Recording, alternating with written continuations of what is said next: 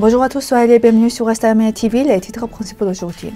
Des représentants du gouvernement d'Arménie occidentale invités à une impressionnante soirée musicale. Ranting, une vague qui ne s'est pas tue.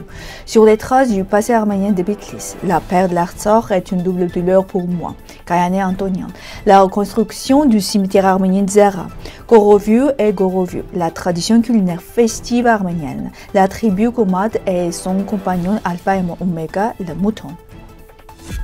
Les membres du gouvernement d'Arménie occidentale et les députés de l'Assemblée nationale sous la conduite du vice-premier ministre Arman Akompian ont été invités à un magnifique concert le 17 octobre à 19h à la salle des concerts à Khachatourian. L'Orchestre philharmonique national d'Arménie sous la direction du maestro Edvard Topchian a présenté un programme hautement artistique et la performance virtueuse de violoniste norvégienne Wild Frank a parachevé la soirée. Ranting, journaliste arméno-turc né à la Malatya dans une famille de survivants du génocide, a consacré sa vie à la réconciliation entre Arméniens et Turcs. Fondateur du journal bilingue Agos, en 1996, il voulait construire un dialogue fondé sur la vérité et la justice. Souvent rejeté par les uns, incompris par les autres, il restait fidèle à ses idéaux humanistes. Son assassinat à Constantinople a révélé la difficulté de la société turque à affronter son passé. Aujourd'hui, Ranting demeure un symbole de courage, de paix et de mémoire. L'historien turc poursuit ses recherches historiques et présente les traces du passé arménien de Bitlis. Ses recherches se concentrent sur l'ancienne population arménienne de la vie, sa culture et héritage qu'elle a laissé derrière elle, encore perceptible dans les vieilles rues de la vie. Cette initiative est importante pour préserver la mémoire de Bitlis en tant que centre historique arménien. L'invité de l'émission Regard sur l'Artsakh est Kayane Antonian, mère d'Adam Sahakian, décédé pendant la guerre d'avril. Organisatrice d'émissions culturelles de profession, elle travaille également comme rédactrice. Après la mort de son fils, elle s'est rendue en Artsakh pour la première fois et parle de l'Artsakh et de son peuple avec une affection particulière. La perte de l'Artsakh est pour elle une double douleur.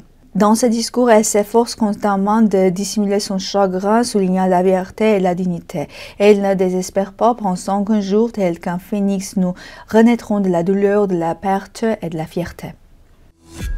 Zara est un quartier de Sébastia, plus précisément de Sivas, et déjà connu de beaucoup. À chaque visite, on me parle de ce lieu saint. Le cimetière arménien de Zara, qui existait depuis des siècles, était ces dernières années dans un état de délabrement avancé et d'abandon. Cependant, en 2016, à l'initiative des Arméniens de Zara vivant à Constantinople, le cimetière a été délimité et rénové. Ainsi, le lieu de repos de nos ancêtres a été à nouveau entretenu avec soin. On peut désormais y allumer des bougies, prier et se souvenir de nos défunts. Une grande pierre tombale sur laquelle sont inscrits les noms de nos grands-pères symbolise la mémoire et la foi, a également été conservée au cimetière. Le Goroviu et le Goroviu, cuites dont le tonir sans flamme directe, occupent une place unique dans la cuisine arménienne en centrale. Le Goroviu à base d'agneau ou de chèvre est préparé lors des grandes fêtes comme l'Assomption ou les mariages. La viande marinée dans du beurre et du yaourt est suspendue dans le tonir jusqu'à obtenir une teinte dorée rappelant cette la grenade. La Goroviu fait de blé et de boulgour cuit en dessus de Goroviu et absorbe ses arômes, symbole de respect. Il est réservé aux invités d'honneur. Cette tradition illustre la profondeur de la culture culinaire arménienne fondée sur la sacralité de la table, l'hospitalité et l'attachement à l'identité nationale. Manger à l'arménienne, goûter à l'âme du peuple. L'historien britannique Arnold Toynbee, dans son œuvre monumentale Comprendre l'histoire, décrit la migration des tribus turques vers les eaux plateaux arméniennes et l'Asie mineure. Selon lui, ces migrations suivaient les déplacements des tribunaux des moutons à quête de pâturage. Les moutons essentiels à la vie des Turcs fournissent nourriture et les vêtements déterminant leur mode de vie nomade.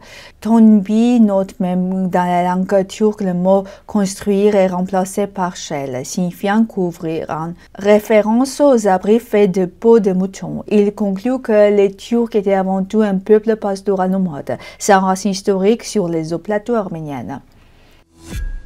C'est tout pour aujourd'hui. Merci d'être avec nous. Au revoir.